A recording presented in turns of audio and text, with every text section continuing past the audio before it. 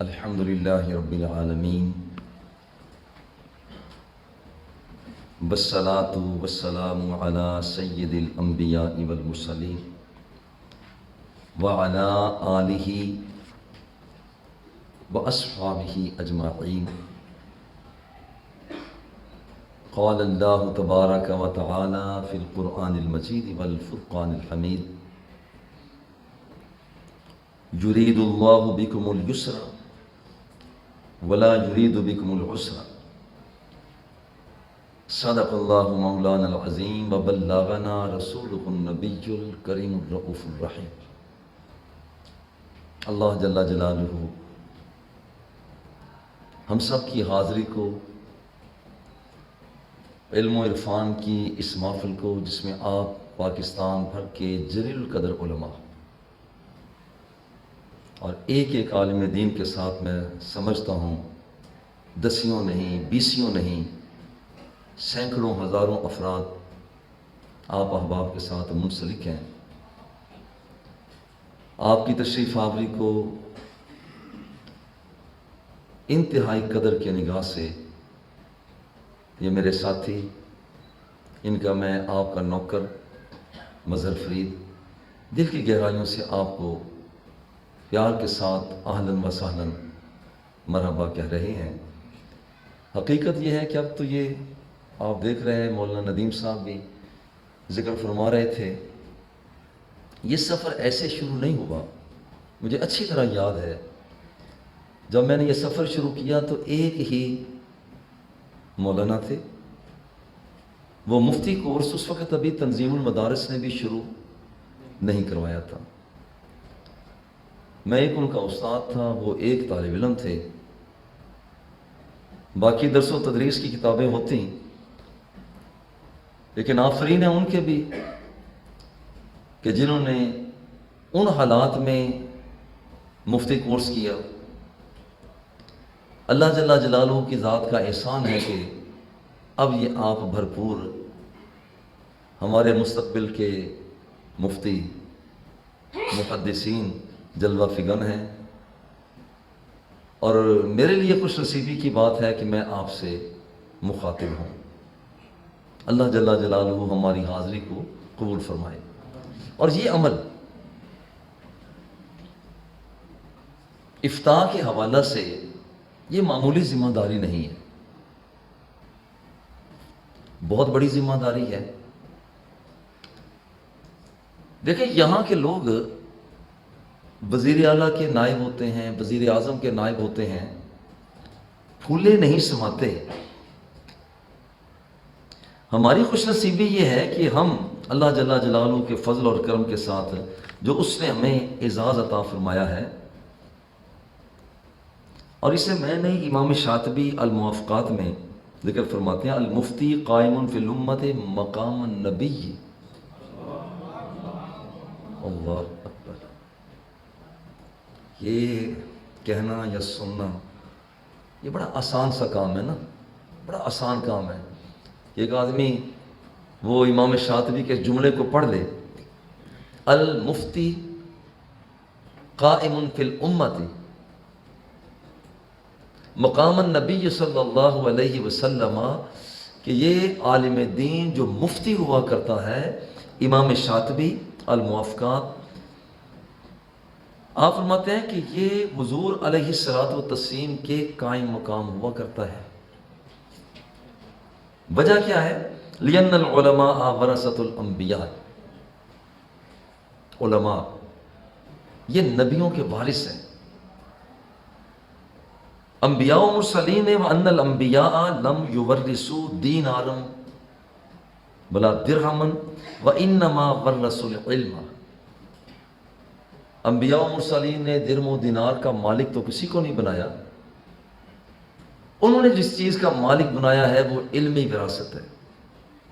اور ہم خوش نصیب ہیں، خدا کی قسم خوش نصیب ہے اس بات پر کہ یہاں پر ہمارا یہ سلسلہ، لوگوں کو ناز ہوتا ہے بھی وہ کہتے ہیں جناب ہمارا سلسلہ ملتا ہے مغلوں سے ملتا ہے، فلاں چودھریوں سے ملتا ہے، فلاں ماروں سے ملتا ہے، مگر میں بڑے محبت سے کہتا ہوں کہ ہمارا سلسلہ مدینے والی سرکار کے ساتھ مل رہا ہوں، اور یہ ہماری خوش نصیبی ہے، ہماری خوش نصیبی ہے، اور یہ ہمارا بھی اس میں کیا عمل دخل ہو سکتا ہے؟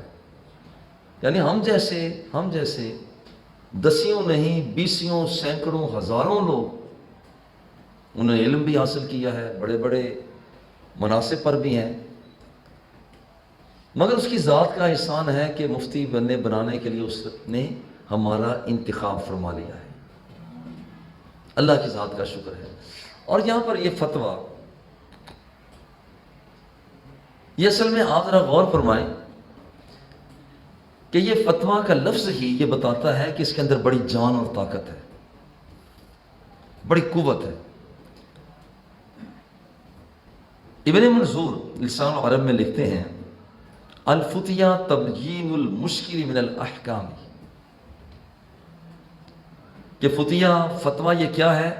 مشکل احکام کو بیان کرنا، اور یہ بنا بھی ہے فتح سے، فتح کا معنی تکڑا بندہ، نوجوان، جس کا مطلب کہ جیسے کبھی بندہ میدان میں نکل آتا ہے، اتر آتا ہے، اور سارے پھر اس کی طرف دیکھتے ہی رہ جاتے ہیں، اس کے مسل کیسے ہیں، اس کا وجود کیسا ہے، اس کا روب شوق کیسا ہے، اس کا چال ڈھال کیسی ہے، لوگ برتہ حیرت میں گم ہو جاتے ہیں۔ بالکل اسی طرح سے جب کوئی کام مشکل پڑ جاتا ہے، عوامی حلقوں میں بات مشکل ہوتی ہے، اور جب کوئی اللہ کا نیک بندہ جسے مفتی کہا جاتا ہے، جب وہ اس کے مسئلے کا حل کرتا ہے تو دیکھنے والے دیکھتے رہ جاتے ہیں، اچھا یہ تو قرآن مقدس کی آیات پیش کر رہا ہے، یہ تو حضور علیہ الصلوۃ والتسلیم کے ارشادات پیش کر رہا ہے، یہ تو فقہا کی عبارتیں پیش کر رہا ہے، یہ بندہ تو اپنے تجربات کو پیش کر رہا ہے۔ وہ یوں سمجھیے کہ اس کا ایک مقام، علمی مقام، وہ ایک نوجوان کی طرح وہ سامنے کھڑا ہوتا ہے۔ اب کون ہے جو اس کو چیلنج کرے؟ بس یہی مفتی کا کام ہے۔ وہ ڈھیلی سی باتیں، یہ ہے تو وہ ہے، مفتی کا یہ کام نہیں۔ جیسے کہ بچہ کہتا ہے 2 اور 2 4، یعنی یہ ڈھیلی بات اگر کریں گے 2 اور 2 جی میرا خیال ہے 4 ہوتے ہیں، بھائی اس کی حساب دانی پر انگلی اٹھ جائے گی۔ 2 اور 2 وہ کہتا ہے 4۔ مفتی کا کام یہ ہے کہ وہ شخص جو دینی معلومات رکھنے والا ہے، جب کسی کو مشکل پیدا ہو جاتی ہے، ان دینی معلومات کو جوڑ کر اس کا حل پیش کر دیا کرتا ہے۔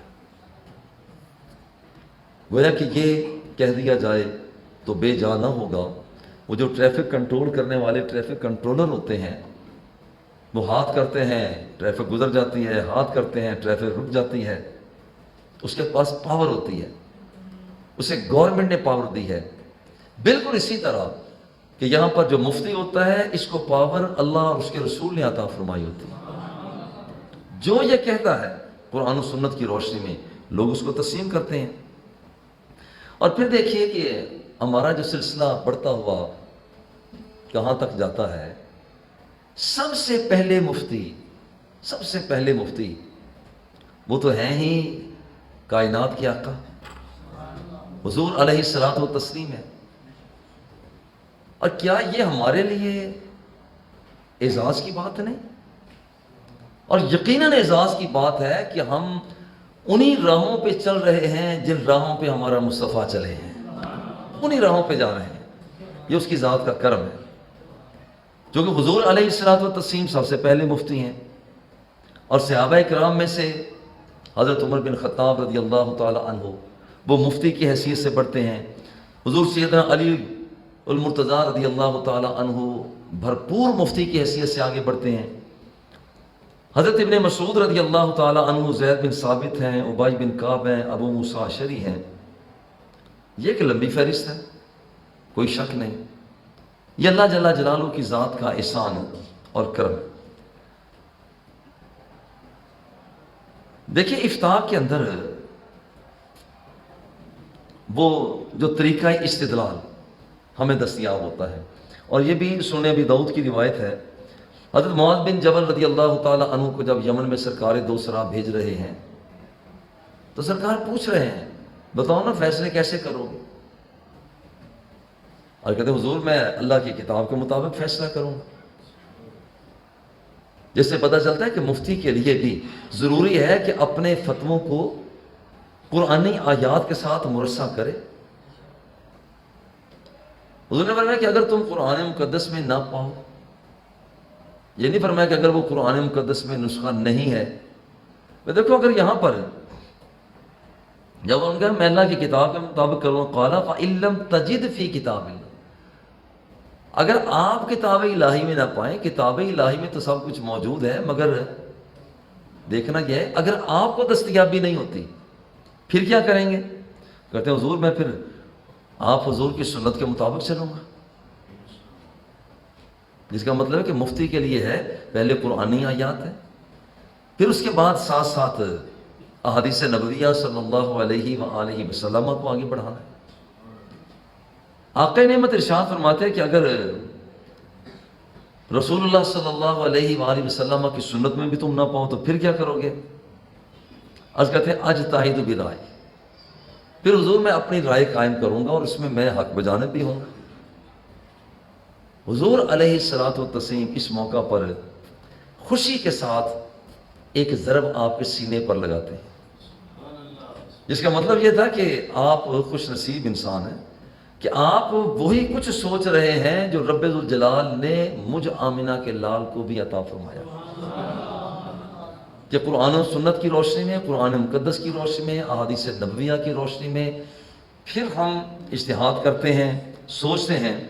اور آپ نے سرکار دو سال نے فرمایا الحمدللہ الذی وفق رسول اللہ صلی اللہ علیہ وسلم لما یرضی رسول اللہ، کہ اس کی ذات کا کرم ہے کہ جس نے رسول اللہ کے پیغام پر یعنی آپ کو وہ پیغام عطا فرمایا، وہ ہمت عطا فرمائی ہے جو کہ رب ذوالجلال نے اپنے مصطفیٰ کو عطا فرما دی. کہ یہاں پر کیا ہمت عطا فرمائی ہے کہ آپ قرآن کے مطابق، سنت نبوی کے مطابق، اور پھر اس کے بعد اپنی رائے قائم کریں گے. آج یہی ہے ایک مفتی بھی وہ کام کرتے ہوئے کیا کام کرتے ہیں؟ قرآنی آیات کو، احادیث نبویہ کو، صحابہ اکرام کے ارشادات کو وہ پیش نظر رکھتے ہیں. امام سرخسی جب ان سے پوچھا گیا کہ آپ فتویٰ کا طریقہ کیا ارشاد فرماتے، سب سے پہلے آپ نے یہی فرمایا کتاب اللہ، ڈھونڈو اللہ جل جلالہ قرآن مقدس میں کیا فرماتا ہے. نہیں ملا، فرمایا کہ پھر حضور علیہ الصلوۃ والتسلیم کی سنت کی طرف جاؤ. یہاں پر تلاش کی، دستیابی نہ ہوئی تو پھر صحابہ اکرام کے اقوال کی طرف جاؤ جو ان میں سے اسلامی مزاج کے زیادہ قریب ہے. اس کے لیے بھی پرکھ کی ضرورت ہوتی ہے. جو اسلامی مزاج کے صحابہ کرام کے بہت سے ارشادات آ جاتے ہیں، مگر دیکھنا یہ ہے جو زیادہ سے زیادہ اسلامی مزاج کے قریب ہو ان صحابی رسول، آپ ان کے مطابق بات کو آگے بڑھا دیجیے. اگر یہ دستیابی یہاں بھی نہ ہو تو پھر کیا کرنا ہے؟ کہتے ہیں پھر مفتی اپنی رائے کو بھی تو تحریک دے گا. اب یہاں پر وہ ساری کی ساری چیزوں کو سوچ بچار کرنے کے بعد اب وہ بندہ جو قرآن مقدس کو سمجھتا ہے، احادیث کو سمجھتا ہے، صحابہ کرام کے اقوال کو سمجھتا ہے، وہ اپنی اب رائے کو تحریک دینا شروع کرے گا. دیکھیں گا میری رائے فقہا میں سے کسی فقیہ کے ساتھ ملتی بھی ہے یا نہیں. بعض اوقات ایسا ہوتا ہے کہ ایک شخص رائے قائم کرتا ہے مگر وہ تفرد قائم کر جاتا ہے. وہاں پر تنہائی کھڑا ہوتا ہے تو اس آدمی کو اپنی سوچ پر توجہ کرنا ہوگا کہ اس میدان کے اندر تو بہت سے لوگ ہیں مگر میں کہاں پر کھڑا ہوا. اور یہی کام اگر رائے فقہا کی مختلف ہو جاتی ہے تو پھر دیکھا یہ جائے گا کہ جو سرکار دوسرا صلی اللہ علیہ وآلہ وسلم کے ارشادات کے قریب ترین فقہا کا قول ہے، پھر ہم اس کی طرف بڑھیں گے. اب یہ آدمی جسے ہم کہنا چاہتا ہے کہ تجزیہ کرتے ہوئے اسے پتہ نہیں چل رہا کہ اب کرنا کیا ہے، تو یہ بھی ایک اجتہاد ہی ہے کہ وہ اپنے علاقے کی کسی بڑی شخصیت کو دیکھے، کہ وہ کیا کہہ رہے ہیں، پھر ان کے پیچھے چلا جائے۔ دیکھیں آپ یہاں تشریف لائے ہیں پاکستان بھر سے، تو آپ جن جن علاقوں سے آئے ہیں کہ آپ کے ساتھ دسیوں بیسیوں سینکڑوں افراد وابستہ ہیں، اگر انہیں کوئی مسئلہ درپیش ہوتا ہے وہ آپ سے پوچھتے ہیں، ساری ذمہ داری آپ پر آ جاتی ہے یہاں پر۔ لیکن اتنی بات ضرور ہے کہ آپ کبھی ایسا ہوتا ہے کہ ایک مسئلہ ایک جہت میں جا رہا ہوتا ہے، مگر حالات زمانہ بدلتا ہے تو آپ کو اس فتوے کے مطابق نہیں بلکہ ایک نئی سوچ سے لوگوں کو آگاہ کرنا پڑتا ہے۔ کون نہیں جانتا قرآن مقدس کو جمع کرنے کا معاملہ صحابہ کرام کے درمیان عجیب حالت اختیار کر گیا۔ جنگ ہوئی، جنگ کے اندر، جنگ یمامہ کے اندر حفاظ دنیا سے رخصت ہوئے، شہید ہوئے۔ اب یہاں ضرورت محسوس ہوئی کہ قرآن مقدس کو جمع کیا جائے، مگر پہلے تو جمع کیا جانے کا یہ انداز نہیں تھا۔ حضرت عمر رضی اللہ تعالیٰ عنہ بار بار بار بار سٹرائی کر رہے ہیں، نہیں جناب آپ قرآن مقدس کو جمع کیجئے۔ حضرت ابوبکر صدیق رضی اللہ تعالیٰ عنہ ابھی تک یہ کچھ ارشاد نہیں فرما رہے ہیں۔ آپ خود فرماتے ہیں کہ کیف نفعل شیئا لم یفعلہ رسول اللہ صلی اللہ علیہ وسلم، اے عمر ہم کیسے وہ کام کر سکتے ہیں جو حضور علیہ الصلوۃ والتسلیم نے اپنے حین حیات نہیں فرمایا، یہ ہم کام کیسے کریں؟ حضرت ابوبکر صدیق رضی اللہ تعالیٰ عنہ فرماتے ہیں فلم یزل عمر یراجعنی حتی شرح اللہ صدری لذالک۔ اب فرماتے ہیں اتنی بار حضرت عمر رضی اللہ تعالیٰ عنہ نے مجھے ذکر کیا نہیں قرآن شریف کو جمع کریں جمع کریں جمع کریں، یہاں تک کہ رب ذوالجلال نے شرح صدر بھی فرما دیا۔ دیکھیں پہلے ایک کام نہیں تھا مگر بعد میں کام ہونا شروع ہو گیا۔ پہلے جمع آوری نہیں تھی، اب قرآن مقدس کو جمع کیا جانے لگا۔ بالکل اسی طرح سے کہ یہاں پر کچھ کام ایسے ہوتے ہیں جو پہلے دور میں کسی اور طریقہ سے ہوتے ہیں، بعد میں کسی اور طریقہ سے ہوتے ہیں۔ دیکھیں بغداد کے اندر گھوڑوں کی کثرت، اتنی کثرت گھوڑوں کی، جب چلتے ہیں پھرتے ہیں تو وہاں پر اڑ اڑ کر بھی گھوڑوں کے فضلہ وہ کپڑوں پر پڑتا، تو وہاں کے فقہاء نے یہاں پر اس وقت یہ اجازت عطا فرما دی تھی بغداد کے اندر معروضی حالات کے پیش نظر۔ یا جیسے بارش ہوتی ہے، دیکھیں آج کل اگر چھینٹے پیشاب کے پڑ جاتے ہیں تو کپڑے خراب ہو جاتے ہیں، لیکن عجیب بات یہی ہے کہ جب بارش پڑ جاتی ہے حالانکہ وہاں پر پانی گندا بھی ہے، غلاظت بھی ہے، وہاں فقہاء فرماتے ہیں کہ اب یہاں پر لوگ مبتلا ہو چکے ہیں۔ اب اگر ہم سائیکل چلاتے ہیں، موٹر سائیکل چلاتے ہیں، کار پہ ہیں اور وہ چھینٹے اڑ اڑ کر پڑتے بھی ہیں، فقہاء فرماتے ہیں کہ یہ آدمی اسی کے ساتھ نماز پڑھ سکتا ہے۔ حالات بدلے، ان حالات کے ساتھ فتویٰ بھی بدل گیا۔ دیکھیں یہاں پر سود کھانا حرام ہے، کوئی شک نہیں ہے، اور اس کی حرمت پر بھی یہاں پر قرآن و سنت کی روشنی میں ہے، مگر ایک بندے کا چولہا نہیں جل رہا، بتائیے آپ مفتی بن رہے ہیں، آپ کیا کریں گے؟ اس بندے کے لیے کیا حکم ہوگا؟ ایسے آدمی کے لیے وہ لقمہ جسے ہم لقمہ حرام کہتے ہیں، اپنی روح اور بدن کا رشتہ برقرار کرنے کے لیے فتویٰ دیں کہ یہ بندہ استعمال کر سکتا ہے۔ زمانہ جیسے ہی بدلا اسی طرح سے فتویٰ بھی بدل گیا۔ کون نہیں جانتا قرآن مقدس وہ فرماتا ہے السارق والسارقۃ فاقطعوا ایدیہما، چور مرد اور عورت کا ہاتھ کاٹو۔ مگر حضرت عمر رضی اللہ تعالیٰ عنہ کے زمانہ پاک میں جب ہاتھ پڑا تو آپ نے فرمایا چور کی جو سزا ہے وہ موقوف کی جاتی ہے۔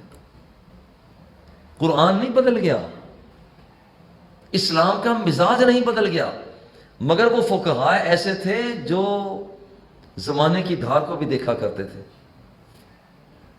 کتنے لوگ ہیں دیکھیے یہاں پر معروضی حالات کو اگر دیکھتے ہیں، کتنے لوگ ہیں جو یہاں پر شہریت کو اختیار کیے ہوئے ہیں، غیر ملکی شہریت کو اختیار کی۔ یہ بذات خود ایک بڑا معاملہ ہے کہ کیا انگلینڈ کے اندر، امریکہ کے اندر، جاپان کے اندر کیا کوئی بندہ، کوئی مسلمان وہاں کی شہریت حاصل کر سکتا ہے؟ فقہاء کی آراء مختلف ہیں، ان آراء کے آج ان حالات کو پرکھنا پڑے گا کہ ہم وہاں پر یہ اجتہادی مسئلہ ہے. بعض لوگ آج بھی کہتے ہیں کہ نہیں کچھ بھی ہو جائے وہاں پر نہیں رہا جا سکتا. واللہ عالم بالصواب. مگر میں کہتا ہوں معروضی حالات میں بھی بعض چیزیں ایسی ہوتی ہیں کہ وہاں پر رہنے کی وجہ سے اسلام کو باقاعدہ طور پر بہت سے فوائد بھی دستیاب ہوتے ہیں. اور کہ اگر سارے کے سارے ہی انگلینڈ والے لوگ جو مسلمان ہیں وہ پاکستان آ جائیں, وہ چلے جائیں سعودی عرب چلے جائیں, شام چلے جائیں, مصر چلے جائیں, تو وہاں ان لوگوں کو ہدایت کون دے گا؟ بہر صورت اجتہادی مسئلہ, اختلاف رائے موجود ہے, آپ کی رائے اس سے مختلف ہو سکتی ہے. دیکھیے اللہ جل جلالہ نے قرآن مقدس میں محصنات, وہ عورتیں یہاں پر جن کے لیے فرمایا ہے کہ جو کتابی عورتیں ہیں اور وہ ان کی شادی کہیں پر نہیں ہے, اب کیا ان کے ساتھ کوئی مسلمان شادی کر سکتا ہے؟ بالکل, وہاں پر قرآن فرماتا ہے کہ کی جا سکتی ہے. مگر اس کے باوجود حضرت عمر رضی اللہ تعالیٰ عنہ نے جب دیکھا کہ اہل اسلام یہ نوجوان لوگ ترقی ہو رہی ہے اور طرح طرح کے جو شہر جو ہیں وہ زیر اثر آ رہے ہیں, کہیں ایسا نہ ہو کہ اہل اسلام غیر مسلم عورتوں کے نرغے میں آ جائیں, انہوں نے پابندی لگا دی کہ بھئی یہاں پر اگرچہ یہ کتابیاں ہیں, خواتین ہیں یہاں پر ایجاد, لیکن یہاں پر موقوف ہوگا کام, حالانکہ اس کی اجازت بھی ملتی ہے. اسی طرح سے یہاں پر دیکھیے کہ غیر شادی شدہ زانی کی سزا ایک حضور علیہ السلام نے جو تجویز فرمائی اس کے مطابق تو اس کے اندر کوڑے بھی ہیں اور تغریب الوطنی, وہ جسے کہتے ہیں شہر بدر کر دینا, تغریب الوطنی بھی ہے. حضرت عمر رضی اللہ تعالیٰ عنہ نے ایک مرتبہ ایسا ہی کیا. ربیعہ بن امیہ بن خلف شراب نوشی پر وہاں پر آپ کو کوڑے بھی لگائے اور شہر بدر بھی کر دیا. اب اس کا نتیجہ کیا نکلا؟ شہر بدر جسے کیا گیا اب وہ غیر مسلم قوتوں کے اڈے پہ چلے گئے, غیر مسلموں نے انہیں اپنی طرف کھینچا تانی شروع کر دی. اب وہ کھینچا تانی کا اثر جو حضرت عمر رضی اللہ تعالیٰ عنہ نے محسوس کر لیا, اور پھر انہیں فرمایا, آپ فرماتے ہیں کہ دیکھو جو کچھ میں نے کرنا تھا کیا, لیکن اب میں آپ کو یہ کہتا ہوں کہ اب اس کے بعد میں کسی کو غریب الوطن نہیں کروں گا. دیکھیں ایک آدمی کو کوئی کہیں جانتا ہی نہیں ہے تو وہ وہاں جا کر زیادہ گلگپاڑا کرے گا. جسے جانتا ہے, جسے لائق صاحب کے ہیں, یہ فلاں ہے, تو وہاں پر کیا ہوگا؟ وہاں پر وہ شرمائے گا, کچھ اسے ہچکچاہٹ کا احساس ہوگا. اچھا کچھ لوگ ہمارے ہاں, ہمارے اپنے ہی ہیں, ہمارے اپنے ہی ایسے ہوتے ہیں وہ شدت کو ہی پسند کرتے ہیں, حالانکہ اسلامی مزاج جو ہے وہ سہولت والا, وہ تسہیل کہ نا کسی کو سہولت دو. لیکن ہمارے ہی اپنے کچھ بچے ایسے ہوتے ہیں, نوجوان ایسے ہوتے ہیں, مفتی ایسے ہوتے ہیں کہ وہاں پر انہوں نے مشکل طرف لے جانا ہے, خود بھی مشکل میں پڑتے ہیں, دوسروں کو بھی مشکل میں ڈالتے ہیں. حضور علیہ الصلوۃ الجامع الصحیح المسلم, حضور علیہ الصلوۃ والتسلیم نے ارشاد فرمایا ہلک المتنطعون, وہ لوگ جو شدت کی طرف جاتے ہیں وہ خود بھی ہلاک ہو جاتے ہیں. اس لیے آپ بحیثیت مفتی کے جو ہم نے سفر شروع کیا ہے, سب سے پہلے ہمارے اندر یہ بات ہونی چاہیے کہ ہم نے کس صورت میں دوسروں کو اسلام کی طرف توجہ دلانی. حضور کی بارگاہ میں ایک صحابی آگے, حضور فجر کی نماز میں وہاں پر اس لیے نہیں پڑھ پاتا کہ حضور وہاں پر تو وہ فجر کی نماز ہی بہت لمبی کر دیتے ہیں. اور یہ کیس چند دن پہلے بھی میرے پاس آیا, وہ ایک ہمارے گاؤں میں, تو وہ کہنے لگے جی ہمارے مولانا صاحب وہ باز کی ہوتا ہے کہ وہ پورے قرآن مقدس, اور میں کہتا ہوں بڑی بات ہے, پورا قرآن مقدس وہ نمازوں میں پڑھتے ہیں, بہت اچھی بات ہے. لیکن دیکھنا چاہیے آپ کے پیچھے کمزور بھی ہیں, بیمار بھی ہیں, حالات کے پیش نظر آپ دیکھیں ویسے اسے کھڑا تو ہوا نہیں جاتا, وہ کرسی پر بیٹھا ہے بندہ, زیادہ دیر بیٹھ بھی نہیں سکتا, اور آپ اپنے ذوق کے مطابق پورا قرآن مقدس پڑھنا چاہ رہے ہیں تو دیکھیں اس کا حال کیا بنے گا. وہ آپ کو معذرت کر, وہ آپ کو دعائیں نہیں دے گا, وہ مسجد بدل لے گا. بھائی ہمیں کتنے نفلوں کا ثواب ہوا کہ ہم نے ایک بندہ ہی اپنے آپ سے دور کر دیا؟ نہیں، یہاں پر حالات کے، اشخاص کے، موسموں کی تبدیلی کے ساتھ ساتھ وہاں پر ہمیں کام کرنا پڑے گا۔ دیکھیے کہیں ایسا ہوتا ہے، دیکھیے حالات کے مطابق جامعہ افریدیہ میں عشاء کی اذان تقریباً سارے شہر کی اذانوں سے لیٹ ہوتی ہے تقریباً۔ بھائی جامعہ افریدیہ والوں کو پتہ ہے کہ یہاں پر جب بھی اذان ہوگی، بچے مطالعہ کرتے رہتے ہیں، تو وہاں پر جب بھی اذان ہوگی تو پھر لوگ جمع ہو جائیں گے، یہاں پر جس نے پڑھنی ہے وہ سارے پر تو ہمارے نمازی موجود ہیں۔ اب دیکھیے ذرا غور کریں کہ یہاں پر ہم اذان سب سے آخر میں پڑھتے ہیں، مگر ہمارے ساہیوال کے اندر مساجد ایسی ہیں ان کی اذانیں، عشاء کی اذان وہ 7 بجے ہو جاتی ہے، ہم کہیں جا کر وہ 8:15 8:30 بجے تک چلے جاتے ہیں، اور دونوں کام ٹھیک ہے۔ وہاں پر آسانی ایسے ہی ہے کہ 7 بجے اذان ہو، 7:15 بجے جماعت ہو جائے، اور یہاں آسانی ایسے ہی ہے کہ وہاں پر طلباء پڑھ رہے ہیں اور سب سے آخر میں نماز ہوگی، باجماعت ہوگی، وہاں پر مطالعہ مکمل ہو جاتا ہے اور پھر اس کے بعد آرام کرتے ہیں۔ تو مفتی کا یہ کام ہے کہ سہولت کو تلاش کرے، اور سہولت کے حوالہ سے حضور علیہ الصلوۃ والتسلیم نے ارشاد فرمایا، من یحرم الرفق یحرم الخیر، جس کے اندر نرمی ہی نہیں ہے، وہ 30 ماروں کی طرح اس نے بتانا بھی، مسئلہ بھی اس طرح سے بتانا ہے، اور چہرے کا زاویہ بھی اسی طرح سے رکھنا ہے، آنے والے کو محسوس بھی یہ کرانا ہے کہ بس جو میں کہہ رہا ہوں بس حق کہہ رہا ہوں، بس اس کے بعد تم پوچھ بھی نہیں سکتے۔ اور بھائی وہ آپ کے پاس دوبارہ کیسے آئے گا؟ اس کے دل کے اندر گھس جاؤ، اس کے دل کے اندر گھس جاؤ، اور پھر سہولت بھی اتنی دو کہ اگر ایک آدمی مسئلہ پوچھنے کے لیے آتا ہے تو اس کے ساتھ یہ نہ کہو، میں نے جو محسوس کیا ہے ہمارے نوجوان مفتی بطور خاص وہ سختی کے ساتھ مسئلہ بیان کرنے کو اپنا اعزاز سمجھتے ہیں، حالانکہ یہ اعزاز نہیں ہے۔ اعزاز یہ ایک آدمی آپ کے پاس آ جاتا ہے کہ جی مفتی صاحب میں طلاق کا مسئلہ پوچھنا چاہتا ہوں۔ ہمارا نوجوان مفتی، نوجوان سے اس لیے کہہ رہا ہوں کہ وہاں پر اس کے وہ چاہتا ہے کہ میں کوئی نہ کوئی حکم لگا ہی دوں، وہ بڑا خوش ہوتا ہے اس معاملہ میں۔ اچھا وہ کہتے اچھا 3 طلاقیں دے کر آ گئے ہو؟ وہ کہتے جی بس حضور غلطی ہو گئی، بس دے بیٹھا ہوں، حالانکہ اس نے پہلے 3 طلاقیں نہیں دیں۔ یہ نوخیز مفتی صاحب نے بیڑا غرق کر کے رکھ دیا اس کا۔ مفتی صاحب کو چاہیے تھا یوں کہتے اچھا تو آپ نے پھر 1 طلاق دے دی ہے۔ اس نے صرف یہ کہا کہ جناب میں طلاق دے کر مسئلہ طلاق کا پوچھنا چاہتا ہوں، تفصیل کے بعد اچھا تو پھر تم نے 1 مرتبہ طلاق دی ہے، اسے سوچنے کا موقع مل جاتا ہے۔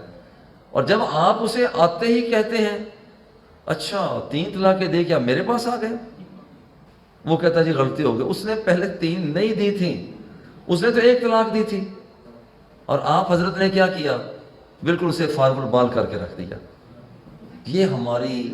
یہ ہماری غلطیاں ہیں۔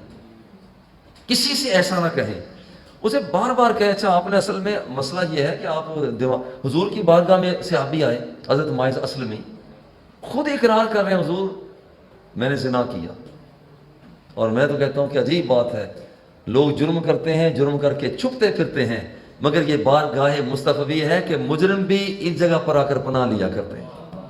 حضور میں زنا کر بیٹھا ہوں، میرے آقا نے چہرہ پھیر لیا، ادھر آ گئے، پھر پھیر لیا، پھر پھیر لیا، یار 4 مرتبہ ایسا ہوا۔ مفتی کو اسی طرح سے ہونا چاہیے کہ یہاں پر جلدی کے ساتھ ایسا سختی کا حکم نہ لگایا جائے۔ اب دیکھیے کہ یہ نرمی اسلام کے تمام حکموں میں پائی جاتی ہے۔ اس میں چھوٹی سی مثال پیش کرتا ہوں، دیکھیے یہاں پر پنکھے لگے ہوئے ہیں، یہاں پر لائٹ بھی ہے، یہاں پر آپ کے سامنے ایک چمکدار بورڈ بھی ہے، دیکھیے یہاں پر ہمارے واٹر کولر بھی پڑا ہوا ہے، چل رہا ہے، اے سی بھی ہے، ریفریجریٹر بھی ہے۔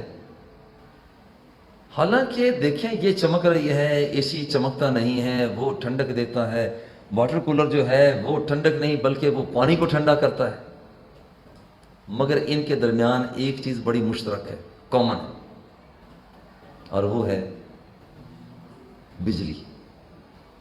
اور وہ ہے بجلی. جس طرح سے بجلی ان ساری چیزوں کے درمیان ہے، بالکل اسی طرح سے ہمارے یہاں پر بہت سی چیزیں ہیں، عقائد ہیں، اعمال ہیں، اخلاقیات ہیں، عقود ہیں، عقوبات ہیں. قوت عقلیہ کے مسائل ہیں، قوت غضبیہ کے مسائل ہیں، قوت شہوانیہ کے مسائل ہیں. دین کی حفاظت ہے، نفس کی حفاظت ہے، مال کی حفاظت ہے، عقل کی حفاظت ہے. اور یہاں پر یہ جن چیزوں کے مسائل ہمارے سامنے آتے ہیں، یہ جتنے بھی ہیں، ان سب کے اندر ایک چیز ضرور ہے، اور وہ ہے اسلام کی تسہیل پسندی. دیکھیے، نماز کی طرف آ جائیں، مولا اب چوٹ لگی ہے کیا کروں؟ حکم ہوتا ہے بیٹھ کے پڑھ لیں، سہولت آ گئی. مولا بیٹھا نہیں جا رہا، حکم ہوتا ہے لیٹ کے پڑھ لیں. اور اگر کسی مفتی صاحب جو کہیں کہ بھی دیکھو اللہ فرماتا ہے قوموا للہ قائمین، کھڑے ہو کر پڑھنی پڑے گی، کھڑے ہو جاؤ، کھڑا ہونا پڑے گا. بھائی کھڑا تو نہیں ہو سکتا. بھائی کیسے نہیں ہو سکتے؟ اب دیکھیے ذرا ایک مفتی کی اور مستفتی کی کیسے ڈیبیٹ ہوتی ہے. بھائی ایک آدمی کہتا ہے جی میں آج سفر میں ہوں. مفتی صاحب کیا حکم؟ وہ کہتا ہے بھی دیکھو روزہ تو فرض ہے، اور جناب یہاں پر مجھے خدا نخواستہ شوگر کی تکلیف ہے. بھائی روزہ فرض ہے. حضور والا شوگر کی گولی لینی ہوتی ہے. بھائی میں کہتا ہوں روزہ فرض ہے. وہ کہتا ہے جناب میں ساتھ اس کے بلڈ پریشر بھی ہے، میں برداشت نہیں کر سکتا. مفتی میں کہتا ہوں روزہ فرض ہے. اندازہ کریں یہ مفتی کہاں کھڑا ہوا ہے. اور یہاں تک تو اگر کوئی آدمی سر پر بندوق لے کر کھڑا ہو اور وہ کہتا ہے کہ منہ سے کلمہ کفر بکو، اسلام اتنی سہولت دیتا ہے. وہ کہتا ہے کہو دو خدا دو ہیں. تو اسلام اتنی سہولت دیتا ہے کہ تیرا دل اطمینان کے ساتھ ہو. اگر تو زبان سے کہہ بھی دے گا کہ خدا دو ہے، اللہ دو ہے، تو رب ذوالجلال تیرے دل کے مطابق فیصلہ کر کے تیرے ساتھ پیار فرمائے گا. تو مفتی کو اس انداز میں ہونا چاہیے، اس انداز میں ہونا چاہیے. ایسا نہیں ہے کہ شیخ مفتی وہاں پر، اور میں نے دیکھے ایک جگہ پر نام لیے بغیر، وہ ایک آدمی نے ایسا جملہ بول دیا کہ اس کے بہت سے معنی نکلتے تھے، اور اس میں سے ایک کفر والا معنی بھی نکلتا تھا. دیکھیے میں بڑی مقدس جگہ پر بیٹھا ہوں، دھڑا دھڑ وہ جس مفتی سے اچھا اس نے یہ لکھ دیا ہے، ویسے لفظ استعمال ایبسٹریکٹ کا لفظ استعمال کیا، اور یہ ایک بڑا مسئلہ چلا. اچھا دیکھیے ہماری غلطیاں کچھ ہوتی ہیں. میں نے سوچا اتنے مفتی صاحبان لکھ رہے ہیں تو چلو ہم بھی اس نہر میں شامل ہو جاتے ہیں. بعد میں جب سارے کا سارا مسئلہ پڑا، اللہ معاف فرمائے، پھر مجھے وضاحت کرنا پڑی. میں نے متعلقہ لوگوں کو بلایا، وہ یہاں پر پہنچے، جامعہ افریدیہ میں پہنچے. میں نے کہا یہ دیکھیے یہاں پر یہ معانی ہے، آپ کا مفہوم اس سے کیا ہے؟ انہوں نے کہا جناب میرے تو وہم و گمان میں بھی نہیں جو آج نکالا جائے، میں تو یہ مطلب کہہ رہا تھا، یہ اس کا مفہوم یہ ہے. مجھے وضاحت کرنا پڑی، جناب میں دستبرداری اختیار کرتا ہوں صاحب کا دستخط سے، اور یہ کوئی شرمندگی کی بات نہیں ہوتی. یہ بات بھی ذہن میں رکھو، یہ بڑا مشکل کام ہے. ویسے یہ بڑا مشکل کام ہے. دیکھیں یہ بڑا مشکل کام ہے کہ ایک آدمی نماز پڑھا رہا ہے. مجھے بھی الحمدللہ تقریباً 30-32 سال ہو گئے ایک جگہ پر خدمات سر انجام دیتے. یہ بڑا مشکل کام ہے کہ آپ قیام کی حالت میں ہیں اور پھر آپ کا وضو ٹوٹ گیا ہے. پیچھے جا کر وضو کر کے آنا، لوگوں کو یہ کہنا بھائی میں وضو کر کے ابھی آیا، یہ بڑا مشکل کام ہے. لیکن اگر ایسا ہو جائے تو مفتی صاحب کر گزریے. اس لیے کہ یہ شرمندگی چھوٹی ہے، اور یہ خدا پناہ دے وہ سفر یوں ہی رہا تو اللہ کی بارگاہ میں جو شرمندگی ہونی ہے، آقا نعمت کی بارگاہ میں شرمندگی وہ اس سے کہیں زیادہ ہے. تو مفتی کو سہولت دینی چاہیے. مطلب یہ ہے کہنے کا، عرض کرنے کا کہ مفتی کو سہولت دی جائے. اور یہ بات اب میں عربی کی عبارتوں کی طرف تو نہیں، صرف اتنی بات کہتا ہوں کہ یہاں پر امام غزالی رحمہ اللہ آپ فرماتے ہیں دیکھو ہر وہ کام جو 5 چیزوں کی حفاظت کی طرف لے جائے، دین کی حفاظت، نفس کی حفاظت، نسل کی حفاظت، مال کی حفاظت اور عقل کی حفاظت. قرآن و سنت کی روشنی میں جتنے احکام ہیں، جب آپ ان 5 چیزوں کی حفاظت کی طرف جاتے ہو تو اس کا نام ہے مصلحت. اور جو چیز ان چیزوں پر حملہ آور ہو رہی ہے آپ اس کو دور کرتے ہو، اسے کہتے ہیں مفسد. اور ہمارا کام بھی یہی ہے کہ مفسد جو ہے اسے دور کیا جائے، اور دوسری طرف جو چیزیں احکام میں آتی ہیں انہیں قریب ترین کیا جائے، بالکل قریب ترین کیا جائے. اب یہاں پر مفسد کو دور کرنا، مصلحت کو اختیار کرنا، یہ مفتی کا کام ہے، یہ مفتی صاحب کا کام ہے. اس کی ایک چھوٹی سی مثال آپ ذرا غور کریں. الجامع الصغیر البخاری، حضرت ابو سعید رضی اللہ تعالی عنہ، آپ فرماتے ہیں مسجد میں نماز پڑھ رہا تھا تو حضور علیہ الصلوۃ والتسلیم نے بلایا. ابو سعید بات سنو، فرماتے ہیں میں تھوڑی دیر کے بعد گیا. حضور نے فرمایا دیر کیوں لگائی، دیر کیوں لگائی؟ حضور میں نماز پڑھ رہا تھا.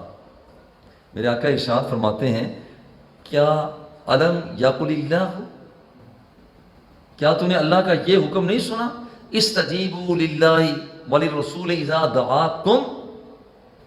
تم حالت نماز میں جو بھی تمہاری پوزیشن ہے، وہ نماز پڑھ رہے ہو، تم کھانے میں ہو، کوئی اور ہو، کسی اور کام میں ہو، استجیبوا للہ وللرسول اذا دعاکم، جب تمہیں اللہ اور اس کا رسول بلاتے ہیں تو کام کوئی بھی ہو چھوڑ کر دربار مصطفیٰ میں حاضر ہو جاؤ. دیکھیے تعظیم مصطفیٰ کیا مصلحت. اس مصلحت کو حاصل کرنے کے لیے، اس مصلحت کو حاصل کرنے کے لیے یہ ضروری ہے کہ آدمی نماز تک کو چھوڑ کر دربار مصطفیٰ میں حاضر ہو جائے. ورنہ یہ ہے کہ اگر ایک آدمی کہے بھئی قیام تو واجب ہے، ضروری ہے، اور وہاں پر مکمل کیے بغیر نماز کو یہاں پر توڑنا یہ ممنوع ہے. بھائی اسے دیکھتے ہو، مفتی کا کام ہے تھوڑے سے بیان اس کا لمبا چوڑا ہو، وہ دیکھے نا کہ یہاں پر تعظیم مصطفیٰ کا ذکر تو رب الجلال نے ارشاد فرمایا فَالَّذِينَ آمَنُوا بِهِ وَعَزَّرُوهُ وَنَصَرُوهُ وَاتَّبَعُوا النُّورَ الَّذِي أُنزِلَ مَعَهُ أُولَٰئِكَ هُمُ الْمُفْلِحُونَ. تو یہاں پر سرکار دو سرا آپ نے بلایا تو یہاں پر آیا جائے، تو یہاں پر مصلحت کا حصول ہے. اور صرف یہی نہیں ہے، آپ یہاں پر دیکھیے کہ بعض اوقات ایسا بھی ہوتا ہے، دیکھیں نا ایک میت پڑی ہے، بھائی میت کو آپ چاقو مارتے ہیں حرام ہے، لیکن اگر میت ایسی پڑی ہوئی ہے پتہ نہیں چل رہا مارا کس نے ہے، اس کا پوسٹ مارٹم کرنے کے لیے لے جانا پڑ رہا ہے، تو وہاں ایک چھری نہیں، میں نے دیکھا آنکھوں سے کہ کس طرح سے کرتے ہیں. یہ باقاعدہ طور پر وہ کھال کو ادھیڑتے ہیں، فلاں فلاں کرتے ہیں. حالانکہ اب کیا اس کا پوسٹ مارٹم مفتی صاحب کروائیں گے یا نہیں کروائیں گے؟ دیکھیں وہاں پر ایک طرف ہے کہ میت کی توہین ہوتی ہے، اور دوسری طرف ہے کہ اگر پوسٹ مارٹم نہ ہوا تو قاتل کا تعین نہیں ہو سکتا. اب دیکھیے مفتی اپنے معروضی حالات کو دیکھتے ہوئے وہاں پر کہے گا ٹھیک ہے جناب پوسٹ مارٹم کروا لینا چاہیے. یہ حالانکہ پہلے فتویٰ اور مگر بعد میں حکم اور ہو گیا، ورنہ کتنے بندے مشکوک ہو جائیں گے. دیکھیے بندہ تلقی جلب کرتا ہے. آپ نے صحیح مسلم صحیح بخاری میں پڑھا، ایک آدمی وہ باہر سے جو سودا لے کر آ رہا ہے، ایک آدمی اس کو پہلے ملتا ہے تو کہا جاتا ہے تلقی جلب ممنوع ہے، درست نہیں ہے. کوئی آدمی کہہ سکتا ہے بھائی صاحب کیوں ممنوع ہے، میں یہ کارروائی کر رہا ہوں، آگے جا کر بکرا اس سے پہلے خرید لیتا ہوں، اس میں کون سی حرج کی بات ہے؟ کہا جائے گا بھائی تو ایک بندہ خرید کر پورے کے پورے علاقے پر براجمان ہونا چاہتا ہے. یہ سہولت اگر وہ منڈی میں لے کر آتا ہے بکرے کو، کسی اور چیز کو، جہاں پر اور بہت سی سہولتیں ہیں، تو وہاں پر لوگوں کو، عوامی حلقوں کو فائدہ ہوگا. ترقی جلب کو منع کر دیا جاتا ہے. اچھا دیکھیں ایک اور موقع پر لوگوں کو ڈیمانڈ ہی نہیں ہے، بکرے پھر رہے ہیں، منڈیاں بھری پڑی ہیں.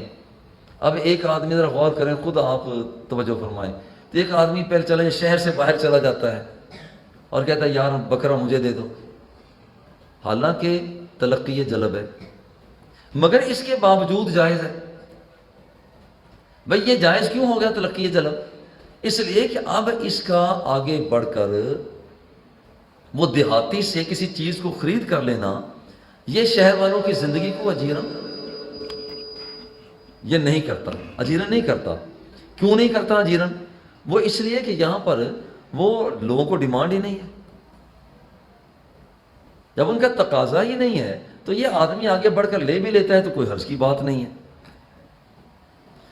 دیکھیے یہاں پر احترام انسانیت کا اسلام قائم ہے، کوئی شک نہیں، احترام کرو احترام، مگر فرماتا ہے چور کا ہاتھ کاٹ دو۔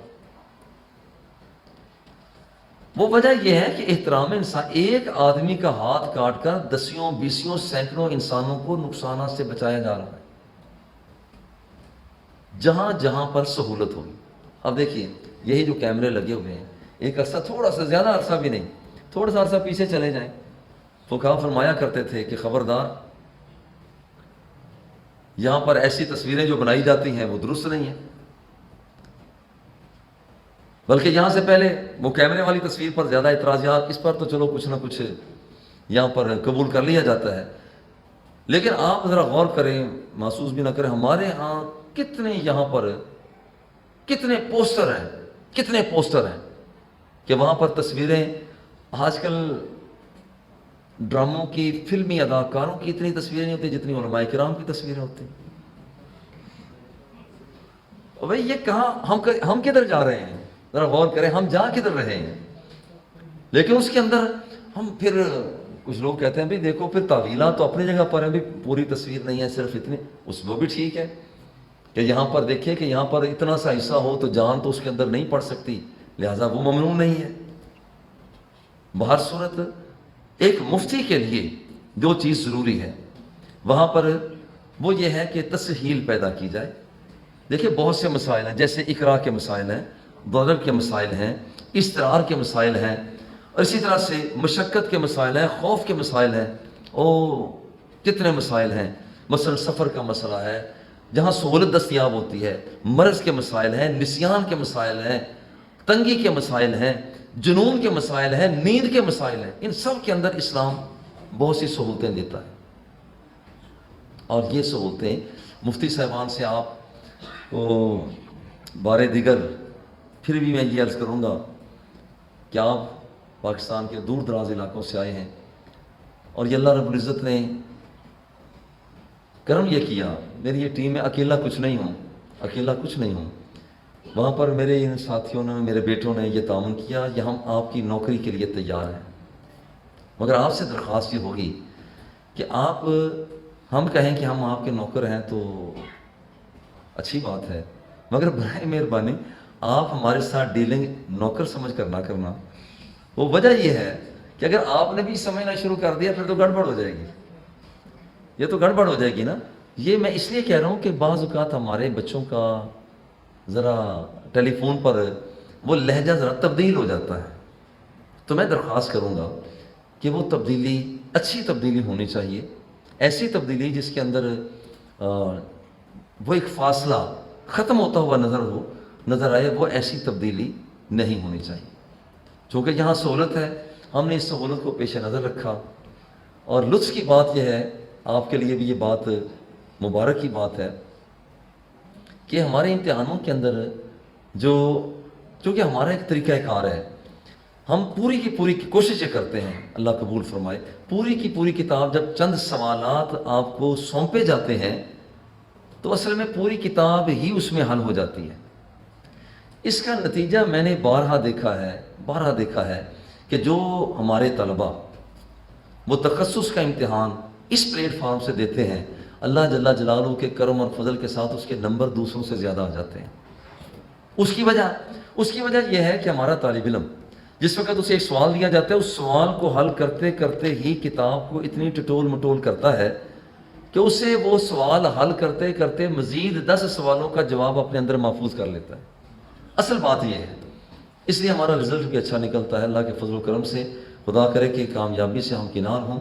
رب ذوالجلال ہماری اس محفل کو اپنی بارگاہ میں قبول فرمائے اور بے پناہ رحمتوں اور برکتوں سے سرفرازی عطا فرمائے۔ وصلی اللہ تعالی علی حبیبہ و آلہ و اصحابہ اجمعین برحمتک یا ارحم الراحمین۔ سب یہ کوئی کتاب ہے اس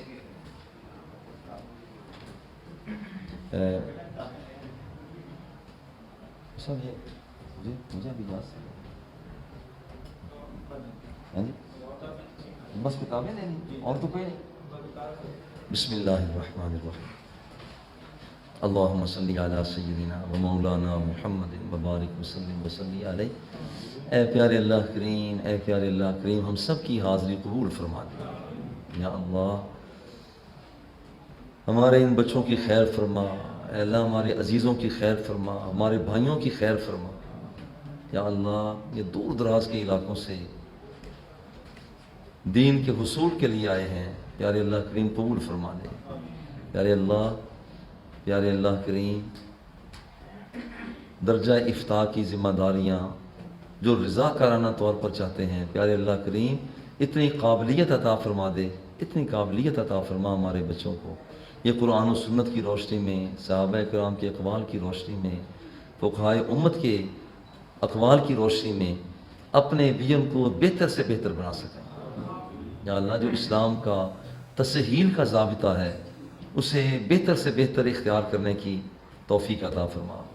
سہل یا الہی کل ثواب بحرمت سید الابرار فانک ارحم الراحمین. یا اللہ جیسے تو نے ہمارے بچوں کو خیریت سے یہاں پر پہنچایا، اے اللہ ان مفتیوں کو خیریت کے ساتھ اپنے اپنے گھروں تک، منزل مقصود تک بھی پہنچا دے.